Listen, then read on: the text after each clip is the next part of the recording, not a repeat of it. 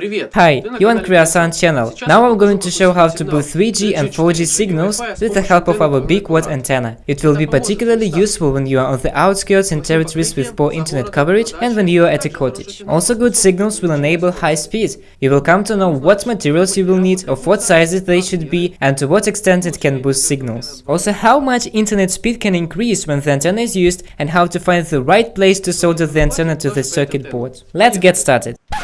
Let's start off from boosting this 3G modem, which speed is really low. Then I will show how to boost 4G and Wi-Fi signals through the example with 3G modem. So let's make the antenna. We need a single wire for the antenna, just 3 squares and a coaxial cable. You can take it out of an old cell phone, or you can buy a high frequency cable that can resist 50 ohm electric resistance. You will also need a base to make a reflector. Its width has to be 168 mm, whereas its height has to be 120 mm. You can make it of paper-based laminate, metal-clad glass, textolite, or just of a metal sheet. You can buy all these stuffs in a radio electronics shop.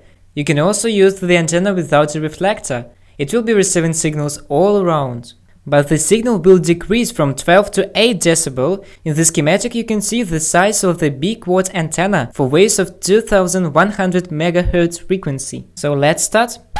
Here is our built-in antenna. We need to take it out very carefully. If you make a mistake, you will have to buy a new modem. It's a modem with a removable antenna. Modern 3G modems quite often have connections for external antennas. If it is the case, you just need to buy a cord with an antenna and connect it to the modem. In case if there is already a built-in antenna, it's not a trouble. You just need to solder an antenna instead. We need to solder a coaxial cable, but the coaxial cable has to be soldered in the end, when capacitors and resistors had already been soldered. I will solder it to the mounting point, so let's solder it to the mounting point. Armor has to be soldered to the case. It's ready. Now we need to make an antenna. Let's strip the wire. If you don't do it carefully, you may nick the wire. It makes conductivity of radio waves much worse. Let's try to put marks in between each 36.8 mm. Now we are going to bend the wires with the help of the pliers. Our marks need to be bent. These sections are going to be 90 degrees bent. You need to be precise when bending it. Even 1 mm inaccuracy can make boosting of the antenna much worse. In the end you will get such an antenna, a big quad antenna. Then I soldered it in a quick way. Let's check the signal. It's increased. Now let me amplify it for you. Let's strip 3 to 4 mm of the wire, but not more.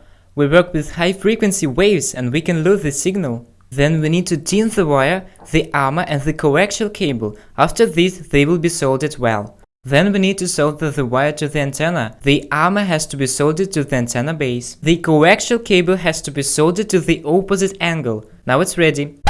You can also put reflectors around it. It will increase the signal for 1 dB. The results we got are astonishing. When I turned the antenna to the mast, connection was perfect and its speed was really high. The internet speed increased from 0.6 to 16 MB. But what should you do if you have a 4G modem? This method applies to it too, but there are some differences: 2500 MHz frequency and dual polarization. This modem has 2 antennas and it has 2 front ends. The size of 4G antenna is smaller, because in this case frequency is higher. We need to make 2 antennas for horizontal and vertical polarization.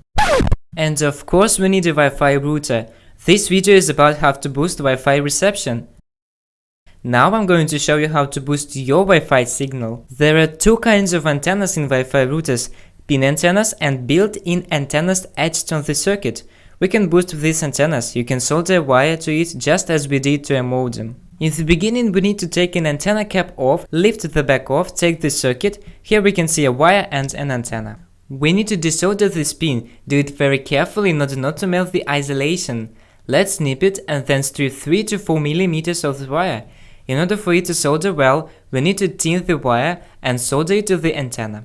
First solder the coaxial cable and then the armor. It has to be soldered to the antenna base and also has to be soldered as close to the band as possible. Now it's ready. Here is the size of the antenna. Now we can connect to the internet not just at home, but even when we're away from the house. Now we got 70 dB dynamic range. That's all for now. How do you boost your Wi-Fi signal? Share with us in your comments. Don't forget to subscribe. Goodbye for the moment.